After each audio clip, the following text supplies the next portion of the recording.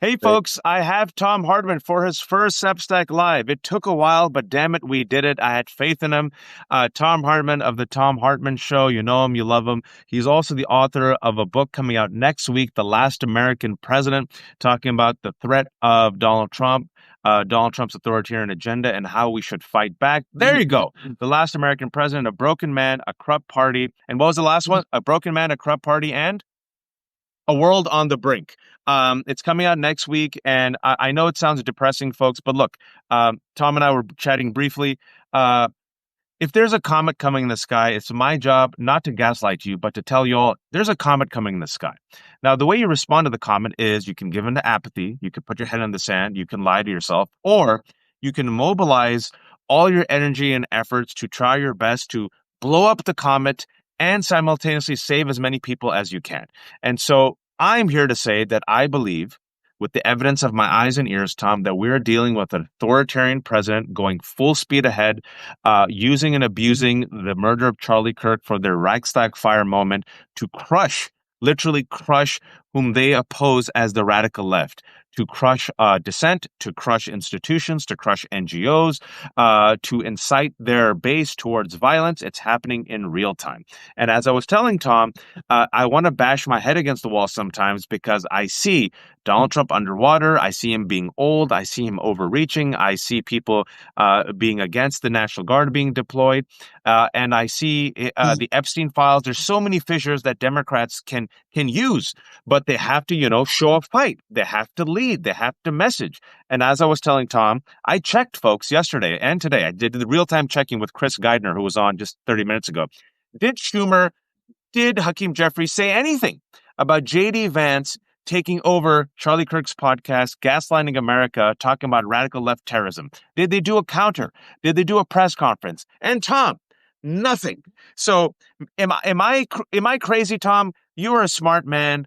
You are a wise man. People listen to you. Maybe I'm off on this, Thom. In the 1980s, I lived in Germany, and there was a fellow I knew who had been an intelligence officer in Hitler's army. He bailed out of a plane over Iran early on in the war to try to convince them to give Hitler the oil, and got arrested and spent the whole war in prison. And so he was quite glad he never had to kill anybody or, was never involved.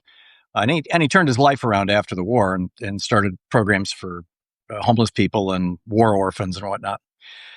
And he told me this story about when he was inducted into the Nazi intelligence service in the military. And they all lined up. He said there was a couple thousand people, or maybe a couple hundred people, I guess. And they all lined up, and Hitler was there. And he was holding this banner that had blood smeared on it. And they all came up and they touched the banner and said, "I give you my loyalty," in German, an oath to Hitler. And he said the blood was from a guy named Horst Wessel. Horst Wessel was a 31-year-old brown shirt, a civilian Nazi who was killed in a street fight by a communist. And Hitler turned this guy into such a martyr. I mean, every German knows who Horst Wessel is. In fact, the marching song that the Nazis used is called the Horst Wessel song. And it goes, Deutschland, Deutschland, über alles. If you sing that song in Germany right now, they will arrest you. But Horst Wessel was, is spelled with a W, but the Germans pronounce it with like a V, was the guy. He was their spiritual, he was their martyr. And it sure looks to me like they're trying to turn Charlie Kirk into Horst Wessel. And that was a real important turning point for the Nazis when Horst Wessel was killed. I believe it was in mid-33. You'd have to look it up, but it was a major turning point for them because that was when they were really consolidating power and getting everybody behind them. And this whole, we're the victims, we're the martyrs, we're the downtrodden ones, always sells well for fascists. And that's what I think I'm seeing right now. And the Reichstag fire, of course, was the inciting incident. I mean, that was the thing that happened, the week that Hitler became the chancellor. I mean, as I recall. And I do know that Hitler, when the Reichstag fire happened, Hitler ran to the Reichstag and grabbed a bunch of reporters and did live. I probably wasn't live at that time, but gave a speech basically and said, "This is a sign from God that I am supposed to run this country, and this country needs, and it's the communists and all this kind of stuff." And it really was a communist who had, well, actually that was Horst Wessel, but so yeah, the parallels are just absolutely astonishing, and the step-by-step stuff that Trump has been doing. It's more Viktor Orban's playbook than Hitler's playbook, but there are an awful lot of parallels between the two. Viktor Orban is doing a kind of a soft form of fascism, and in fact, there's a new movie out about it called Democracy Noir that I recommend. And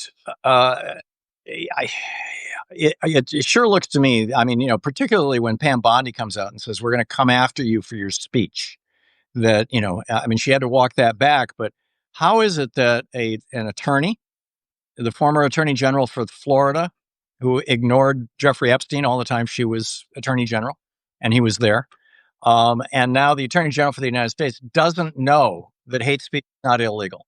If you want to define, trash talking Charlie Kirk as hate speech, even, and let's assume for a moment it is, it's still not illegal. But Tom, who said it wasn't? Can I bring some receipts? Because I was saying this with Chris. We're students of history, you much more than me, and we're students of the rise of fascism, and you and I have called it out, and we've tried to warn people. I've never encountered a more shameless political movement than MAGA. The hypocrisy and the shameless in modern history is unparalleled, even going to Hungary, right? I want to just quote Charlie Kirk with what you just said right now. This is Charlie Kirk, his own tweet from May 2024. Here we go. Quote, "Hate speech does not exist legally in America. There's ugly speech, there's gross speech, there's evil speech, and all of it, caps, is protected by the First Amendment. Keep America free." That's Charlie Kirk. Yep, absolutely. In fact, I read that quote on the air today on my program. You're absolutely right. And the fact that our attorney general not only doesn't know that hate speech is legal, I mean, and that goes back to the Nazis in Skokie, Illinois in the 60s, but is willing to use that as an excuse to bring the prosecutorial power of the government. I mean, this is something that I think most people don't really get, is that there's this huge difference between some guy saying something, you or me saying something, Charlie Kirk saying something. We don't have the power to harm people.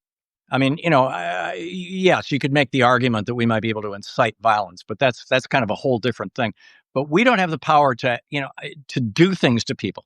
Government does. Government can legally take your life. Government can take everything you own. Government can evict you from your home. Government can throw you in a cage for years or decades. So when somebody who has the power of government, and I'm speaking specifically of Trump and Bondi and Patel and Miller and Vance, when these guys start talking about using the power of government as a weapon, as a punishment for political disagreement, and start characterizing Democrats generally as the extreme left or far left, I don't even know what the hell they're talking about when they say far left. In the 60s at Michigan State University, I was in SDS. I knew Tom Hayden. He's an old friend. We vacationed together in Croatia, in fact, more recently before he died. And I knew a couple of people who were in the Weather Underground. I knew one woman in particular who went off and bombed a building and killed somebody and ended up in prison for a decade. Linda Evans was her name. And it's like, that was the radical left. I don't know where they're gone. The Weather Underground is gone. And, they just were holding a press conference about 10 minutes ago on TV where they said that they've released the note, basically, that the shooter was pissed off about Kirk's position on gay people. So maybe he is a lefty. Sure enough. Okay, so what? We've got of the last 30 incidents of political violence in the United States, all but one were committed by right-wingers. It's it's time to dial back on this and say, number one, government shouldn't be enforcing politics, and government officials shouldn't be enforcing politics because of that extraordinary power they have. Unless you really genuinely want to turn America into a police state. And that seems like that's what Trump is doing. I mean, we've got secret police on the streets. You're not allowed to know who they are. You can't hold them accountable if they abuse you. They don't have body cameras. They don't have identification. You have no recourse, no way to deal with it. I mean, this is just way over the top. This is what happens in East Germany, Saudi Arabia, China. This is what happens in authoritarian regimes where now we have Donald Trump's own Gestapo. Trust the evidence of your eyes and ears, folks. Let's just talk facts.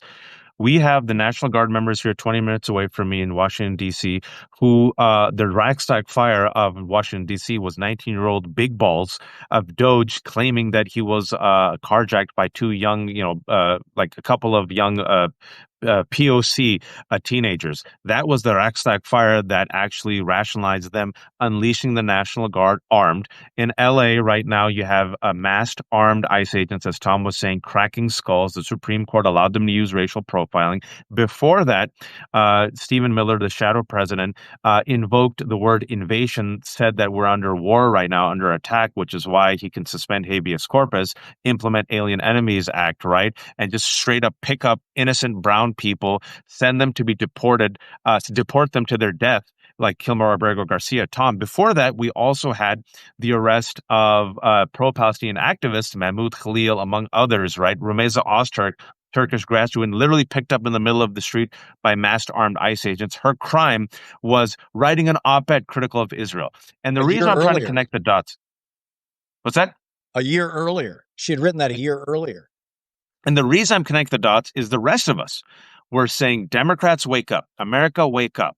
What do you think is going to happen? And I'm sorry, folks, people might not like this. When he was doing the undocumented immigrants, Democrats were like, this might be bad politics. Let's pass the Laken Riley Act. When he was doing the pro-Palestinian activist, we're fine with Netanyahu and AIPAC pays us. Let's just crack down on the Palestinian skulls. And lo and behold, slowly but surely, we normalize it. Now we've normalized the National Guard. Now we've normalized ICE cracking skulls.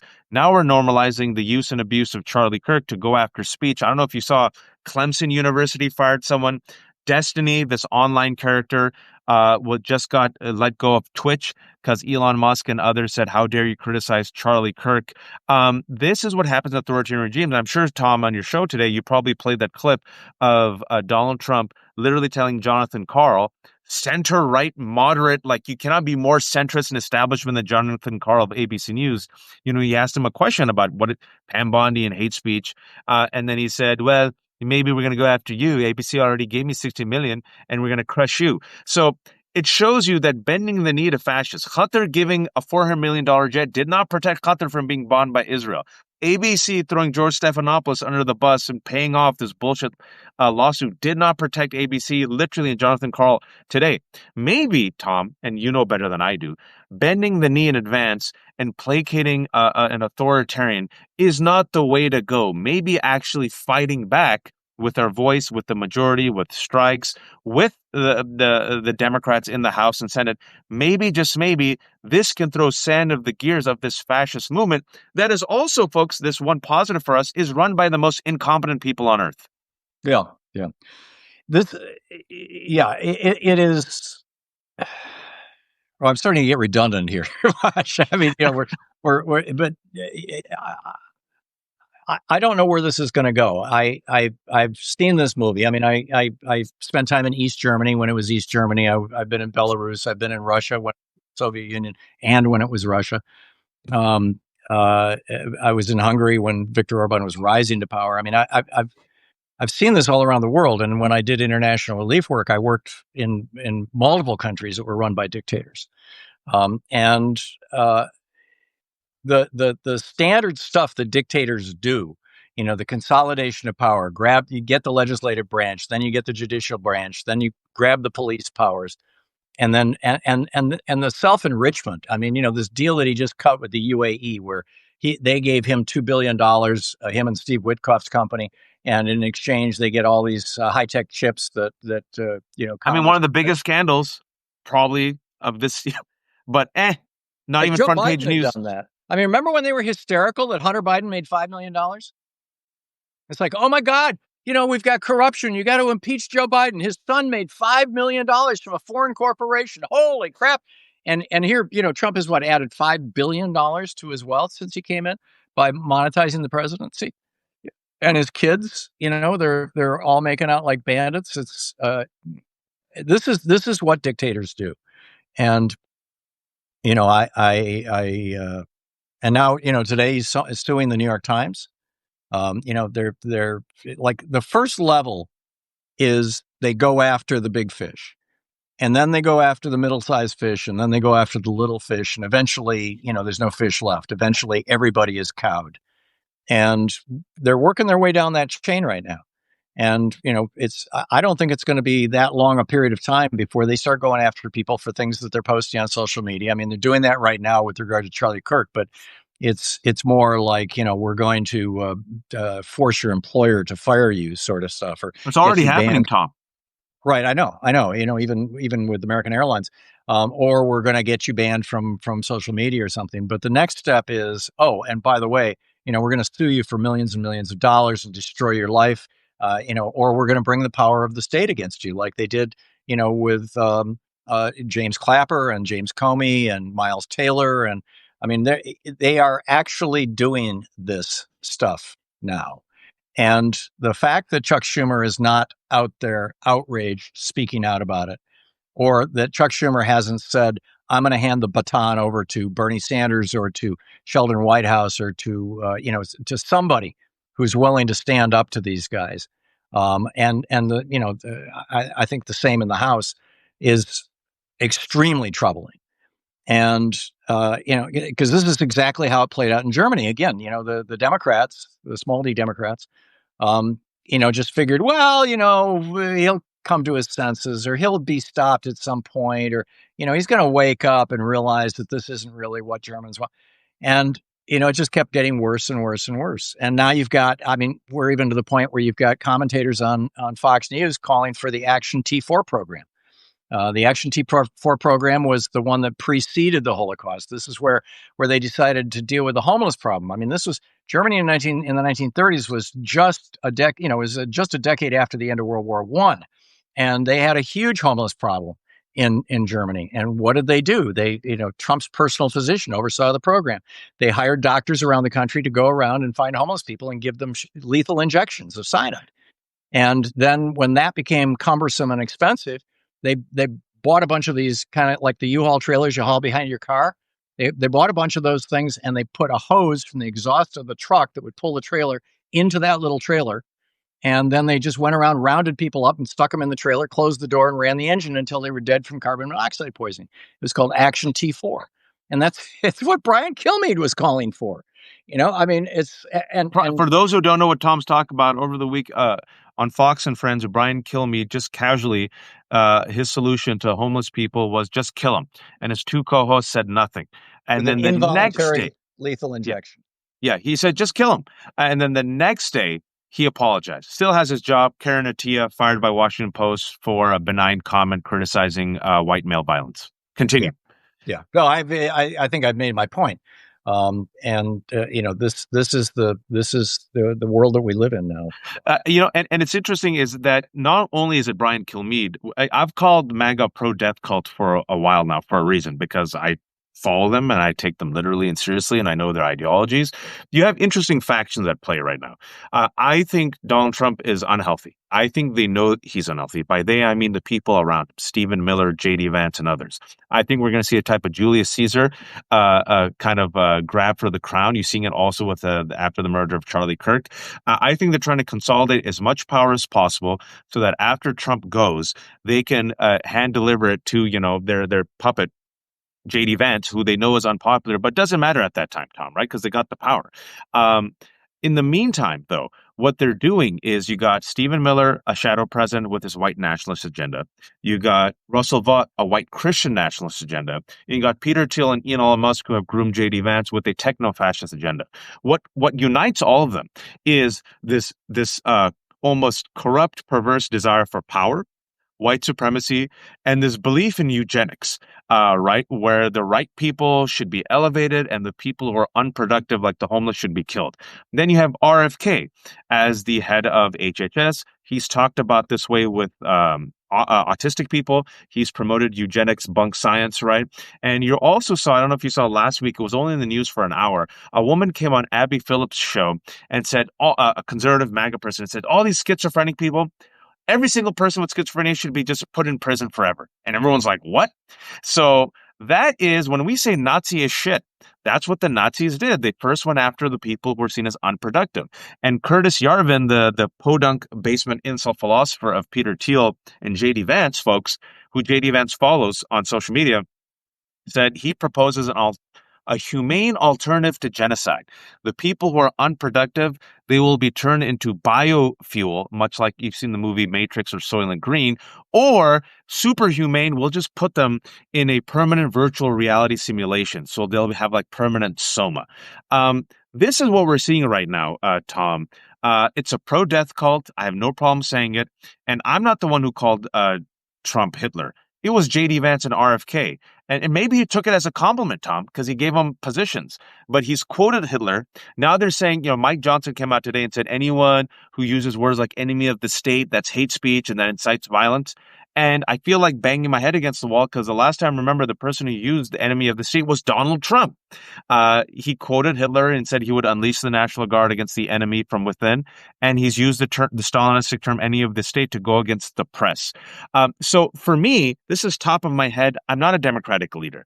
I have the information right here. I can tell you and you can tell this audience this message, and we can wake up the majority. What do you recommend Democrats do right now? Because Donald Trump does not have the majority, Tom, and there's still enough within America, because I think America is 340 million people. It's a big country. These people aren't as efficient and smart as the Nazis, thank God. He's unpopular. He's old. I still believe, yes, the damage is done. Yes, they will harm so many people. Yes, it's generational damage. I still have hope we can fight back. What's your recommendation to Democrats when it comes to the message to fight back? Yeah, I've been saying this for some time now, since certainly since the first Trump presidency, although in another context, I've been saying it kind of forever. And that is that progressives need to take back the Democratic Party. And the way to do that is twofold. Number one, just raise absolute hell, demand better of our leaders, reach out to Jeffries and Schumer and reach out to your members of Congress and all that, and demand that, that they stand up. But more importantly, and I realize this is the soft path, okay? More importantly, show up at your local Democratic Party meeting and volunteer, because if you can become a precinct committee person, that's really the most powerful political position in America. These are the people where, when your elected officials come into town, they're the first people they meet with. These are the people who decide who the primary candidates are going to be. So if you've got a majority of progressives on your precinct, as precinct committee people, you're going to have nothing but progressives in your primary. You're going to end up with a progressive general candidate. These are the people who write local level platform. Go local, you're saying. Absolutely. And because we've got to take this party back to take this country back. And this, by the way, this is what happened in 2009 when Barack Obama was elected and suddenly there was a black president. The Republicans freaked out. What do we do? And a bunch of wealthy guys funded this thing called the Concord Project. And they put together videos. You can still find them on YouTube, where they walked people through how to become a precinct committee person to take over your local Republican Party. And over the next 5 years, they literally took over the Republican Party. That was the Tea Party revolution. This was the Tea Party that was funding this. This was, probably the Koch brothers. And so, number one, I'd say, we have to raise hell and we have to demand better from our elected officials. Number two, we need to get on the inside. Number three, this isn't in any particular order. And number three, we need to wake up as many people as we possibly can. You need to be talking to your friends, your neighbors, your relatives.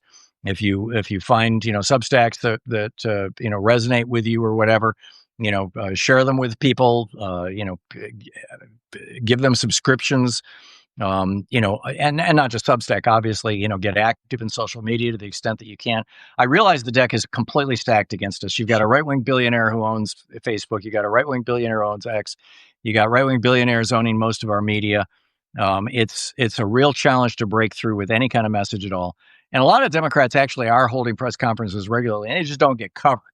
We had Ro Khanna on the program yesterday for an hour. He comes on every other week and takes calls from people for an hour. And, we've been talking about this forever, how they are, the Democrats are literally holding press conferences every day in D.C. and they just never get covered because the media, it's just the Democrats, But that said, there's a lot to be said for political theater. There's a lot to be said for being outrageous. And the Republicans have mastered this, particularly with Trump. Trump is a very competent showman. I mean, NBC spent millions of dollars to train him how to be a reality TV star. He knows how to do it. And that whole 2-week thing, everything has to be, the attention span of the American public is 2 weeks. That's why you ask Trump a question particularly about Ukraine. Oh, I'll tell you in 2 weeks, because he knows that by that time people will have forgotten about it. The thing with Apprentice apparently was you have to every 2 weeks basically reset the show. Yep. So there's all this, there's all this stuff that we know works and that the Republicans have been using against us and more to the point, against our democracy. And it's, we've just got to stand up, because if we don't, we're going to get mowed down. We're literally going to get mowed down. I think Trump has 3 Achilles cankles. I think the economy, already it's sinking. He can bullshit people about January 6th. They've already January 6th, the murder of Charlie Kirk. It doesn't matter. Trust me, folks, I've been on it for a week. No matter what you say, no matter what facts come out, they don't care. There's no such thing as transgender ideology. They've run on it. There's no such thing as radical left. This kid seems like an incel radicalized online without necessarily a political ideology. He's a shit poster, using certain type of groyper language. Even if he is bisexual or gay, guess what, folks? A lot of Republicans, groypers, and folks online are LGBTQ and espousing hateful conspiracies. Including I know, Treasury Secretary right now. Hasn't. You've got a gay Treasury Secretary. So, does that mean that he's a terrorist? Well, yes, to them it does. Apparently, it's all bullshits. But I really do agree, Tom, that you can win over the majority, because speaking about even information, my wife, I use the example, who's informed, she didn't know who Charlie Kirk was, and she read about him. She goes, "This guy's a freak. My God, I can't believe, So I do think the more and more you talk about Charlie Kirk with his own words, you will wake up the normies who aren't in it like me and Tom and be like, this is the person? We're going to get arrested, lose our jobs for speaking critical of a guy who said black people were better off in segregation. And, the fissures are happening right now. Candace Owens went on yesterday. I went because I'm a masochist and saw the hour and a half. There were 300,000 people. She is now attacking MAGA and the official FBI Kash Patel narrative. They don't buy it. There's fissures. Epstein has radicalized the MAGA base. That's another cankle. Another cankle for him, the 3 Achilles cankles, I said, was the economy, Epstein, and he's also old. But I also see a message, Tom, that I think can be a winning message. And this is where I don't know if the Democratic leadership can evolve. I have no faith in Jeffries and Schumer. I don't think they're built for this moment. I don't think they're made for this fight. And the reason why I say this is I think the 2 litmus tests, in particular for the Democrats, that reveal this type of fissure in the Civil War, the cold Civil War in the Democratic Party, I want your take on this, is corporate money and Israel. You need a Democrat willing to speak out against the oligarchy, and you need a Democrat saying enough is enough, Israel's committing a genocide. The people who are saying that are capturing the masses. I give you Mamdani. And even now, Tom, Hochul finally came out and endorsed them. Someone should ask her, what took you so long? But I tip my hat to Hochul. Jeffries and Schumer still haven't endorsed the guy who is super charismatic, popular, has gone against the oligarchy, talks about making New York affordable, says we shouldn't have billionaires, but I'll work with them, has boldly just said shit like, all right, free buses, let's try it out, and has said, you know what, I disagree with Israel genocide. Seems like a winning recipe for me, Tom. They still haven't embraced it. Your take. This is why I keep saying we need to take over the Democratic Party. Progressives need to take over the Democratic Party. These are the roots of the Democratic Party. This is FDR. What you're talking about, Waj, is FDR. That Franklin Roosevelt brought us the middle class. He took on the wealthy and powerful. He said, they hate me and I welcome their hatred. He said, I've got wealthy friends who say if I'm reelected, this was in 36 when he was running for reelection. He said, I've got wealthy friends who say if I'm reelected, they're going to have to leave the country. And I will miss them very much. We need, and then LBJ came along with the Great Society. The LBJ, the guy that, we all thought was just a cynical politician. And he radically advanced, Medicare, Medicaid, just radically advanced a progressive agenda for the United States. I mean, the Vietnam War was terrible. I got arrested protesting it, but Well done. yeah, but but then what happened was, the Supreme Court, or the Republicans on the Supreme Court, in the Bilotti decision in '78, which was written by Lewis Powell, said not only is money the same thing as free speech and protected by the First Amendment, but corporations are persons. Mm. And that floated Reagan into office in 1980 on a tsunami of oil industry money. And that was the reason why in '92, Bill Clinton basically said, okay, I'm going to have to go neoliberal. I'm going to have to hook up with the billionaires, and I'm going to have to hook up with the corporations, because there's no way I can raise the kind of money the Republicans are right now, because the Supreme Court legalized purchasing politicians. And so Clinton, however good he might have been, and if you listen to his New Covenant speech, which was his stump speech back, in '92, it was pure FDR. It was a brilliant speech, and he gave it over and over and over again. He didn't govern like that at all. Nope. Because he had to sell out essentially in order to become president, in order to get the money to become president. And that's the tragedy. And then Barack Obama came along and proved to us that you don't have to do that. Barack Obama actually raised most of his money from individuals. So we're kind of past that, but the Democratic Party hasn't gotten past that. Yeah. Obama and Joe Biden, frankly, it was very progressive, and the first president ever to walk a picket line, and just got a lot of really good stuff done and talk. But he was such an incompetent communicator, with his stuttering and his natural shyness and everything else, that nobody ever knew what he did. Nobody knew all the progressive positions he was taking. And in this day and age, you've got to communicate as well as do the work. And so this is the big job that we're facing, is that the Democratic Party went neoliberal in '92, and it where by 2000 it was pretty much 100% neoliberal. Everybody was on the take. I mean, when Bernie started the Progressive Caucus, which was around that time, I don't recall exactly when, he started being on my program every Friday for 7 years in 2003. Every Friday he'd come on for an hour and take calls from listeners. And he had just recently started the Progressive Caucus. And with him, I went down to New Mexico. Raul Grijalva was running the Progressive Caucus at the time. This must have been around 2004, 5, 6, something like that. And I went down to do a fundraiser with them for the Progressive Caucus. And at that time, the Progressive Caucus had like 22 members. I mean, it was like this weird, appendage to the Democratic Party. Oh, those weird progressives over there. Raul the weird cousin you have to invite to the barbecue. Exactly. Because they're apparently family. Right. And nobody is taking them seriously. But the reality is that the progressives have always been where the Americans are, where the American public is. Yep. And trying to go neoliberal. But here you got, neoliberal Chuck Schumer, and I'm assuming neoliberal, Hakeem Jeffries. And, they're still, viewing their primary job as raising money for the party. And I get that that's an important function for, people in leadership, but their primary job should be stopping America from devolving into fascism. I would say I'm going to stick with I still think there's two litmus tests for Democrats moving forward. I think you have a extremely successful narrative staring you right there in the face. And I'm going to bring some receipts just to add on to what you said. If you look at Donald Trump, the credit I'll give him is that he's a showman who knows how to create a bullshit narrative. And he created the narrative of being anti-establishment, the bulldozer. That was his narrative, folks, if you remember. There were people who liked Bernie Sanders who voted for Donald Trump because they wanted change, all right? Then you saw 2024. There were people who voted for Donald Trump who also voted for, wait for it, AOC. Now what you're seeing is that there's people who voted for Donald Trump who like Mamdani. Clearly, people have no affinity anymore to labels and terms. Democrats, liberals, democratic socialists, they think these institutions are tools of oppression used to help the rich against the poor. What they want is change. What they want is reform. What they want is someone who will come and say, okay, I'm going to help make your life better. So to me, the narrative really simple, because I'm a writer, so I think in stories. The hero is the majority.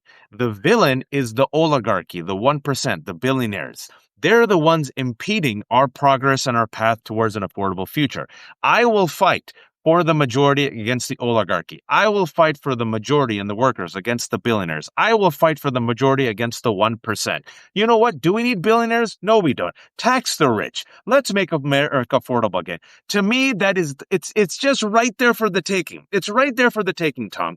And the fact that they're unwilling to take it shows you that they're compromised by corporate money, that they're compromised by, they're still sucking at the corporate teat. It's a win, folks. It's right there. It's staring you in the face for the past 10 years. The second litmus test is Israel.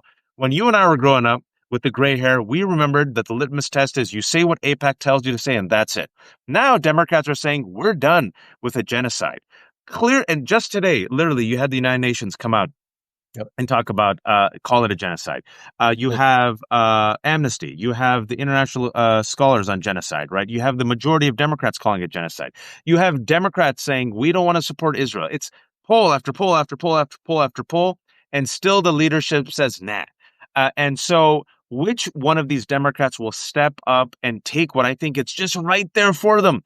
I don't know. And I do think, Tom, the struggle is, like you said, the corporate money, the pressure on the back end is what's keeping them muzzled, which is why I believe, and I agree with you, we need a culling of the Democrats, replacing the old guard with the new guard. This is what the Tea Party did, folks. I'm old enough to remember Eric Cantor right here in Virginia was supposed to be the leader. Tell him, Tom, who replaced Eric Cantor? Yeah, I don't recall. I'm sorry. David Bratt. Oh, that's right. David Bratt. Yeah. And because he had the Tea Party behind him, and the Tea Party had that kind of power because for 4 or 5 years, you had the Concord Project teaching Republicans, grassroots Republicans, how to take over their local Republican Party and spin it to the right. And so, yeah, absolutely. And this is what we've got to do. Now, there's probably not enough time, frankly, for us to take over the Democratic Party. I mean, we're in a screaming crisis right now. So that's kind of, foo-foo stuff. I get it. I totally get it. But we still should be doing it, and along with all the other stuff. I'm with you, Waj. Last thing I'll ask you, shameless should promote your book. Oh yeah, the book is out. It's The Last American President. First third of it is about kind of a biography of Trump, how badly damaged he was by his father, and the lessons he learned from Roy Cohn. The middle part of it is how the Republican Party has basically destroyed the American middle class, and how they plan to do even more of that, and how they've like Greg Palast's research that found that using official government numbers, 4.2 million people who wanted to vote in 2024, who were registered to vote, did not have their votes recorded because they were purged from voting rolls, or because their mail-in ballot signatures were challenged, or because they were given provisional ballots. And had those 4.2 million people voted, we would have a Democratic House, a Democratic Senate, and you'd have a Democrat in the White House, Kamala Harris. The election was essentially stolen, and they're fixing to double that number, in 2028. They're looking at, pushing 8, 10, 12 million people out, and it's going on right now. So, we've got to get active. We've got to get active. It's the book is called Last American Presidents by Thom Hartmann. Thom Hartmann hosts the Thom Hartmann Show. Also subscribe to a Substack. The book is out next week. This is his first Substack Live. We made it work. We got it done, Tom. I hope you can do more. There's 1,600 people watching. I'm sure if we promoted this earlier, we would have gotten more, but it was last second. So I really appreciate his team making time.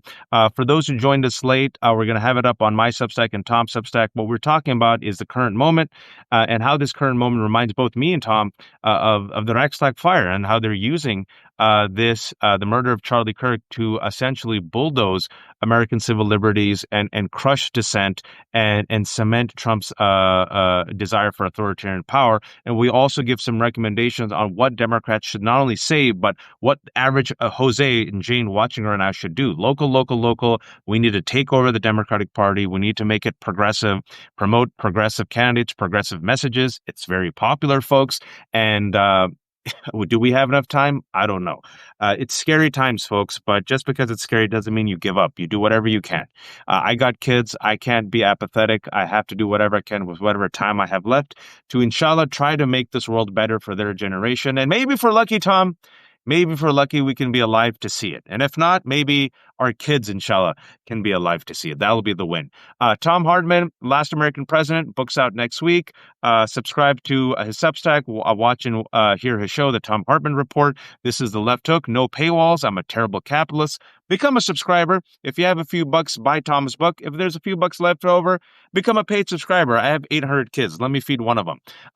Be kind, be decent, be informed, and please, oh please, don't be a fascist. Thank you, Tom. Thanks, Waj.